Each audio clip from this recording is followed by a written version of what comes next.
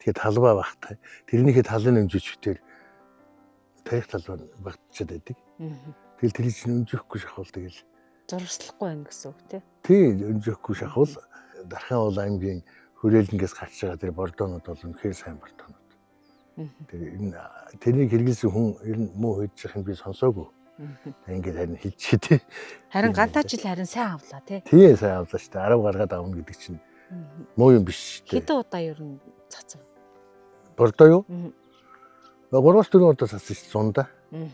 Тий. Олон жил хэрэгжилж ах шиг байна тий бас. Манайх уу? Манайх 5-6 жил хэрэгжилж байна. 5-6 жил. Тий. Тэгэхэд тогтмол. Тэгэхэд бол бүр бодитоор нөлөөлдөг. Урагцсанд. Тэр бол бүр харагддаг байхгүй юу? Тэр бол сайн бордоо. За тэгээ дээрэс нь нөгөө гаднаас орж ирж байгаа импортын олон төрлийн болсон болоогүй зарим нь одоо цацаас ч нэмэргүй ингээд юмнууд байгаад байна. Тэгээд эдрээ хажууд Монгол залуучууд нийлээд ингээд шинжлэх ухааны үндэслэлтэй хүрээлэн дээрээ сайхан босгоод авцсан бордооны үйлдвэр хэрэглэх гэдэг бол бас өөрөө монголч юм да тийм. Сайн. Манай энэ залуучууд сайн хийж байгаа бордог.